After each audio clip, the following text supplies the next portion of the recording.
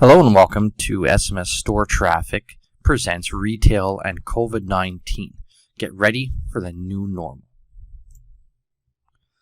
It's presented by Christopher French. I'm technical lead at SMS and I've been there for about 8 years.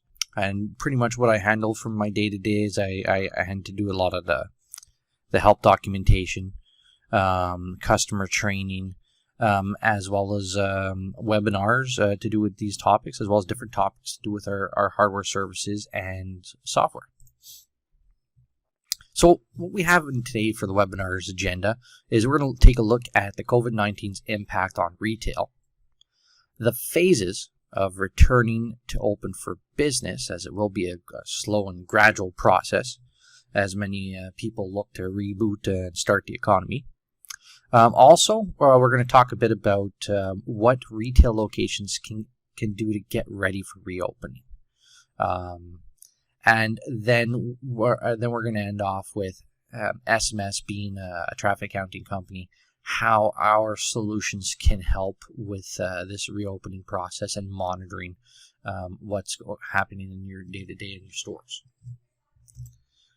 So first off, we're going to look at the current impact of retail and what's happened so far. So right now, businesses have been split into two different groups by most governments and regions, defined by non-essential retail, which right now is seeing a complete closure of their locations until further notice, waiting to hear from government entities on what their plan is and which industries and businesses will be reopening first. And also, what's open right now is what's determined to be essential retail. So basically grocery stores, pharmacies, some hardware stores, as well as some bigger retailers, such as Walmart or whatnot. So what we've taken from these essential retailers is what we're seeing is they've innovated the way that certain measures have been put in place to stop COVID-19 from spreading. So they've been really creative in what they've done into their locations with the implementation of social distancing, crowd control, as well as hygiene enforcement, customer screening, and also with the addition of extra services which make it more contactless or basically less browsing for customers to obtain their products and services. So we're going to go into that. So with the reopening of retail, we believe it's going to happen in phases. So this is not going to be like a light switch where someone's going to turn on and off, but we see it more as a phased, slow, gradual approach to reopening. And that's going to be defined by certain benchmarks and milestones that are achieved in this fight against COVID-19. So currently we're in what's called the isolation phase. So this could be in terms of a lockdown or what you want to call it, but this is social distancing at its max, right? So this is you stay at home. You don't basically need to go out for anything except for groceries, and you're to stay there. And yeah, it's tough. It's tough to be home all day, especially if you have kids or whatnot running around. You know, mine right now they're elsewhere. So I'm able to bring you this presentation from the comfortable place in my office where it's nice and quiet right now. So in this case, non-essential retail is closed. And as well as the health authorities, they're looking to flatten the curve to make it better. So basically, so everybody can get the health care that they desire, that they need, and things won't be out of control. And this right now, consumers, their fear is at an all-time max, right? People are, even if they're going out for their essentials, the people are just, they don't want to go out. If they do go out, they're getting everything that they need, hopefully at the one time, and limit their places that they want to go to, and then get back to the place where it's safe. Okay, and this once we get out of this isolation phase, we're going to move on to a constant control phase. It will be the next phase. What this means, so this is going to be a gradual sense in terms of the controlled reopening of non-essential retail, Not to say that all non-essential retail is going to open at the same time. It might be by specific different industries or certain types of businesses which have demonstrated their ability to have a plan going forward on how they are to reopen. And also, too, the health authorities are looking to monitor and control the curve still as this happens. So it might be, you're allowed to open and then, oh, wait, something happened and you have to go back. So it's little by little, basically baby steps to getting this economy back to where it needs to be, and maybe back to not a normal, but what the new normal will be after this. So in this case, consumers will fear is still at an all-time high. Consumers are going to be careful to go out, pick and choose where they want to go, and they're going to be, they're going to have lists, and they're basically going to be stocking up, limiting the places that they go, and making sure, they want to make sure that where they pick and choose to go those locations and the time that they're going to spend and the money they're going to spend, they're going to have what they need. Okay. And they're going to expect to feel safe. So social distancing, physical distancing, hygiene measures are still in place at these times. And only the businesses that demonstrate that they can handle those measures will be allowed to open, for sure. Okay.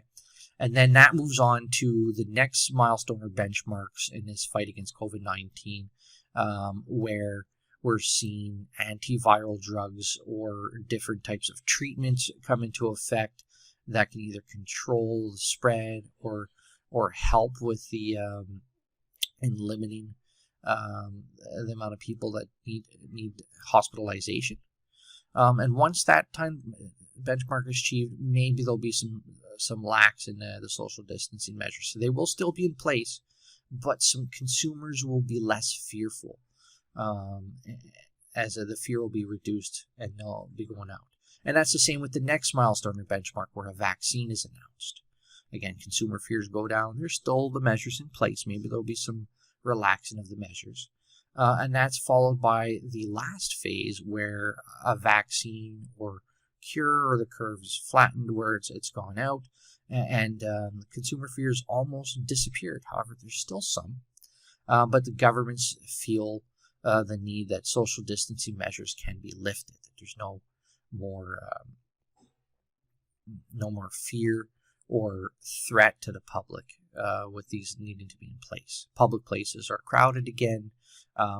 Probably in those phases, we might even see the return of sports, large gatherings, parades, whatnot. And this might even be the phase where maybe malls come back into play, if not a little bit earlier, but unless malls that come up with a way of preventing, basically coming up with measures that put the distancing in place in their industries. And then basically at this point, this is where retail industry will have a new normal to adapt to. So not to say after this, everything's going to go back to the way it was before, but we're going to look at what might be the new normal to adapt to. Okay, we expect that this could be up to about 24-month period before we see that new normal. Now, the first thing we're going to look at is social and physical distancing measures. So again, these are things which we have observed that the essential retail have put in place, and measures where we believe that will apply to retail when it comes time to reopening. And those type of measures are crowd control, maximum occupancy. So right now, the bigger locations might not have that problem worrying about how many people are actually in the store. However, when it comes to lower, smaller locations which don't have a lot of square footage, that's where we might see a max occupancy being imposed, where you might only allow 10, 20 people in your store at a time. And that's basically going to come to the fact on how well you are rearranging your displays, your products, so that there's a clear path or distancing measures that are put in place where people can go browse and shop and not have to worry, and they can feel safe, as well as your employees. And this goes all the way from coming in through the door to browsing throughout the store, to very well up to the cash register, whereas you have to have clear spacing and indication for your queues. Also, things to think about too is people entering into your location. Will you allow? Probably be most likely no groups, maybe one family member, which this will prove very difficult for families which have single parent families that need to bring their kids along with them too, as they have no one to look after them. And for cluttered stores which have aisles that don't allow for enough distancing, in this case, retailers are going to have to think about a suggested path to go through their store to view their products. In some cases where aisles don't allow for two directions, maybe think about putting a one-way enforcement into that.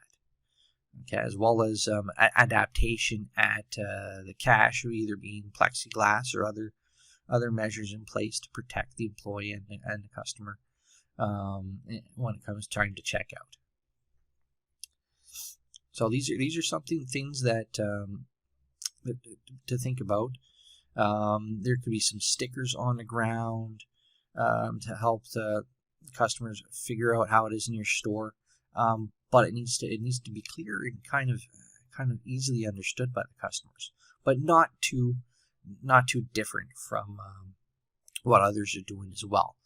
You can be a little creative and do your own thing. However, you just want to make sure you don't want customers only go to stores. Oh, and maybe all confused about what it is you're doing. There want to be some type of organization to it. Like, oh, okay, great. This is what we got to do in here, because everybody's so skeptical and like, how does this store work? And tops of just trying to think about what we're going to go and buy now. We have to think about, okay, how does this store work in terms of what we got to do while we're here? How do we move around? What's the rules in this place?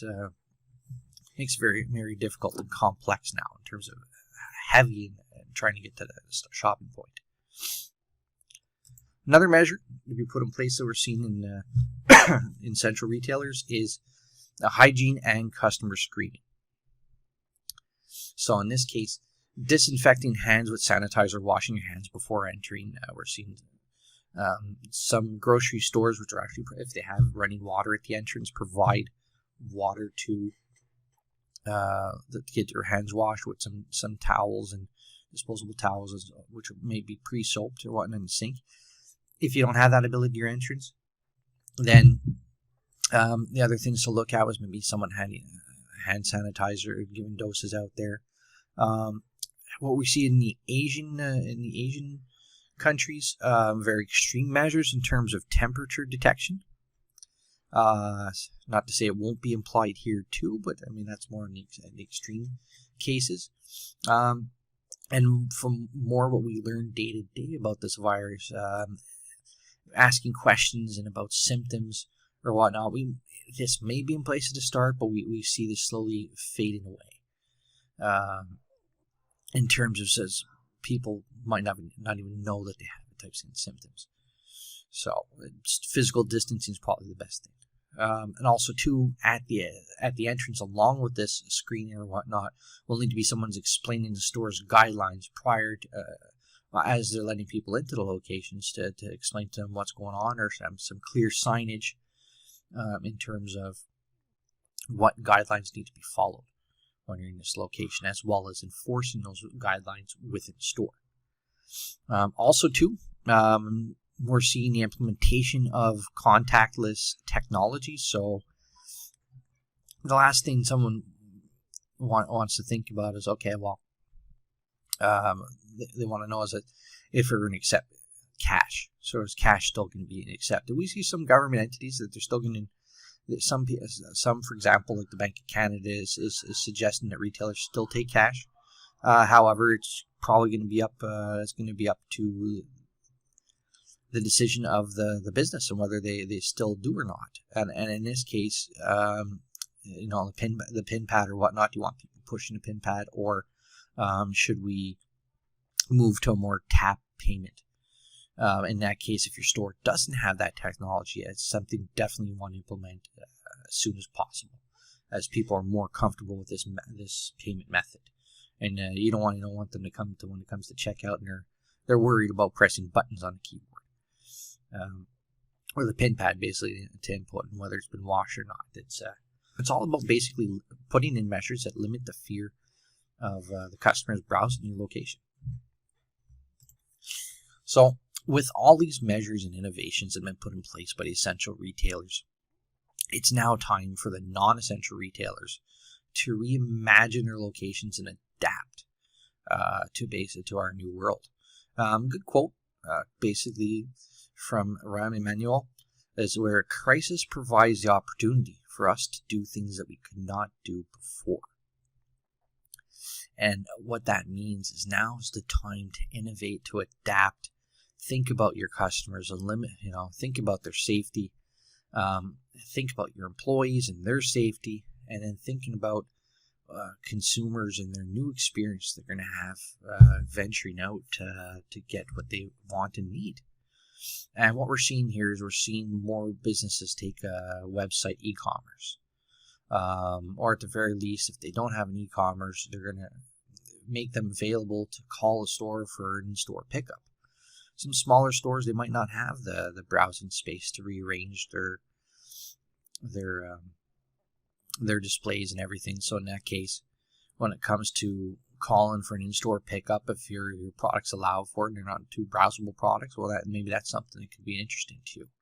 Website e-commerce, what we're seeing is some of the Amazon effect, but on a smaller scale. There's some startup companies, as well as one here in Quebec, Canada, which is called the Panier Bleu, which is getting a whole bunch of local businesses together which don't have a strong presence on a website together and kind of forming like a little Amazon, but it's all about local businesses. So it's going to be a lot promoting of buy local. Support your local businesses. So that's kind of the push that we're seeing right now. So aside from that, another thing that we're seeing is a curbside pickup. So walk it out to the customer in their vehicle is something we're seeing too. Could be in the parking lot. Could be more like a text-in order or whatnot. Maybe if you already have an app that does it too, promote that more. Also too, we're seeing some appointment booking. For store browsing could also be a possibility, and that might be a good thing for certain customers to know, to know that they have a time that they can go and visit the store and shop comfortably, and it won't be crowded because basically there will only be a certain number of spots that can be filled up, and that helps with their planning when they can go outside and plan all their things together and add it to their list of where it is they want to go at certain times, maybe kind of bulk it all together. So those are the types of things that you have to get in terms of getting ready for reopening, and you want to hit the ground running as you reopen. You need to analyze and think about how you're going to implement some of those measures that we talked about, the things that essential retailers have come up with, most likely on a larger scale, and how you can adapt and bring those to your businesses and to make customers feel safe. And once you come up with those, you want to market your safety policy, make your customers aware that these are the measures and new services you offer, the new measures you've put in place to think about their safety, as well as any new technology that you've implemented to make this contactless or to update it. So the measures that you've taken. Also, too, it's good to have an incident protocol in the event that anybody, you have an employee or anything ever gets sick. We're seeing some businesses communicate this to the public that, hey, someone has gotten sick. Don't worry, we're taking care of it. Here's what we've done. So that's very important to keep that clear in terms of the social presence or whatnot, and as well as the community will expect to be informed about these things and to let it know that we closed down for a bit, for a day or two. We've cleaned everything. We're ready to go right now, as well as governments may put these kind of measures in place if ever. Oh, next is what SMS has to help. So what we do is, if you may or may not already know, smsstoretraffic.com, where we principally provide hardware and software for traffic counting tools at the entrance. And where we can do to help with this is SMS. We've always had with our current sensors that we provide.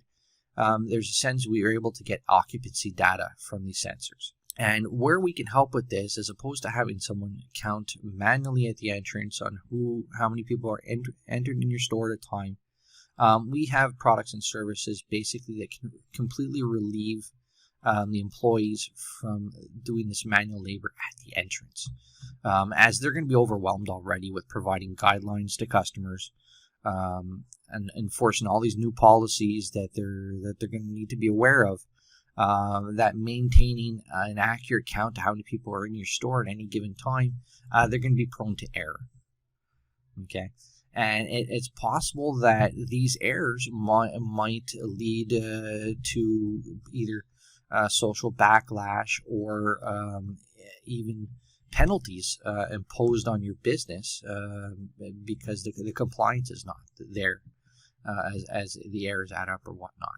So this is where having occupancy data where you can review will allow you basically to monitor how your stores are doing from a distance, whether you're achieving your maximum occupancy for your location or maybe you're not. And if you're not, to find out the reasons why or how you can make things more efficient and improve upon those through the reporting analysis on how many people are entering your location at any given time, as well as how many people you have in there and how long that max occupancy is happening to figure out your peak hours.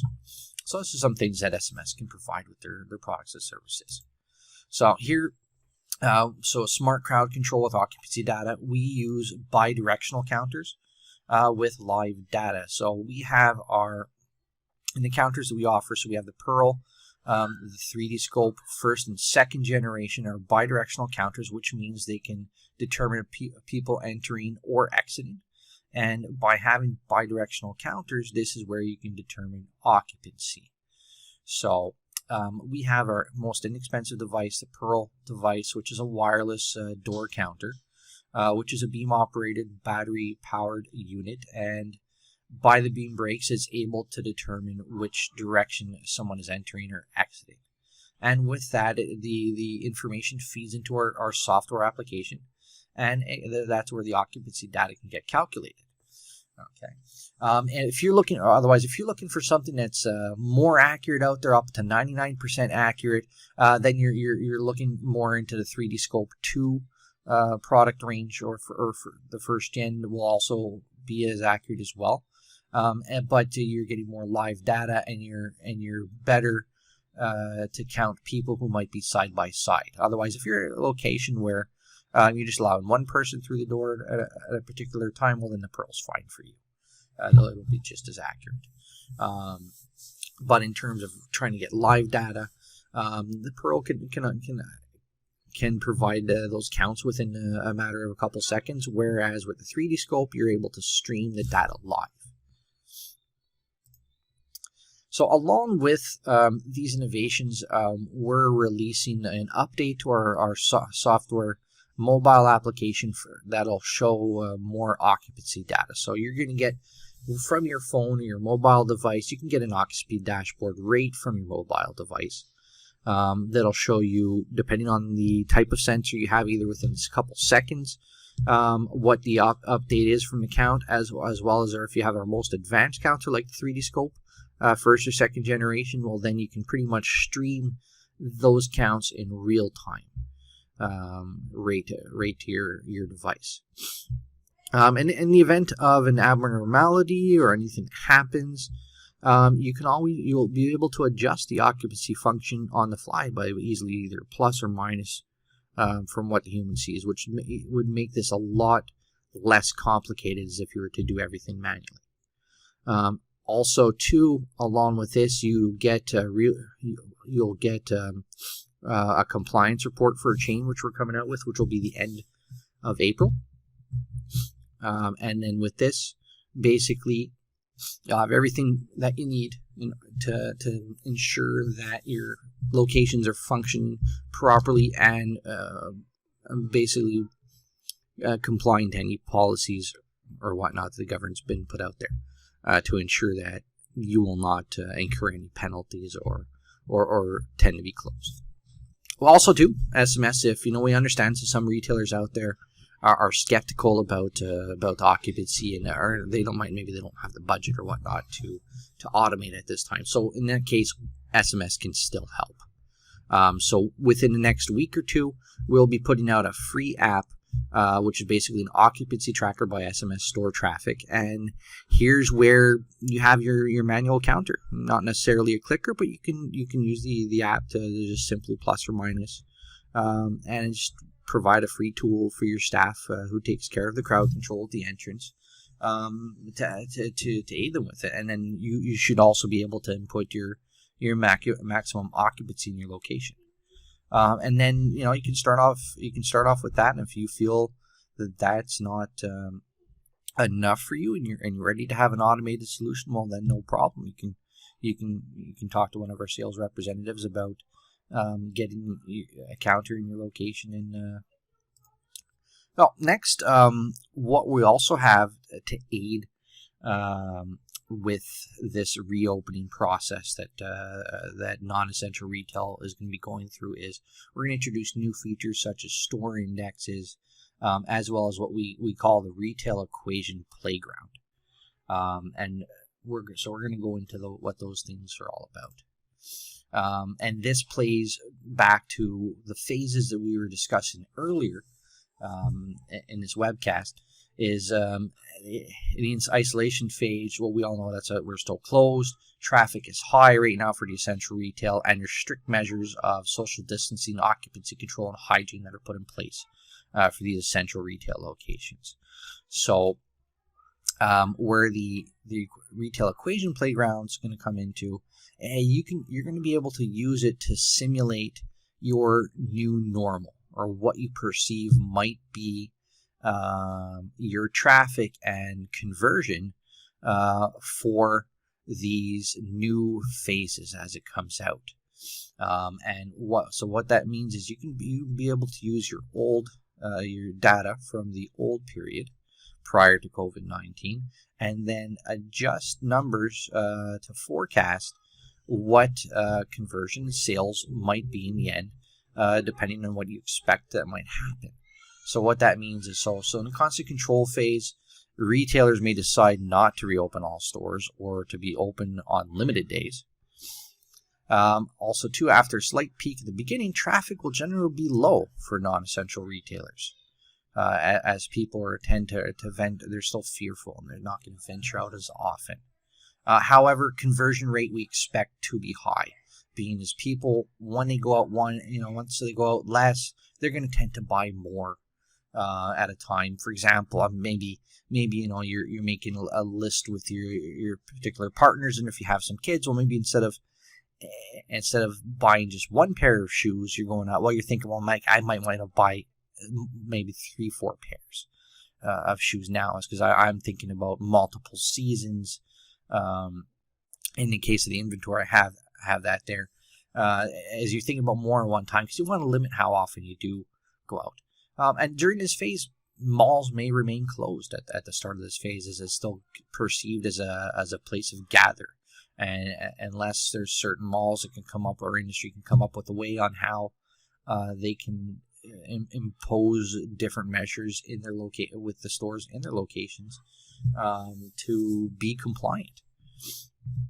Okay, and then once we move on to the additional milestones or benchmarks, the antiviral drugs, the vaccine announced, this is where we see traffic is slowly going to increase incrementally.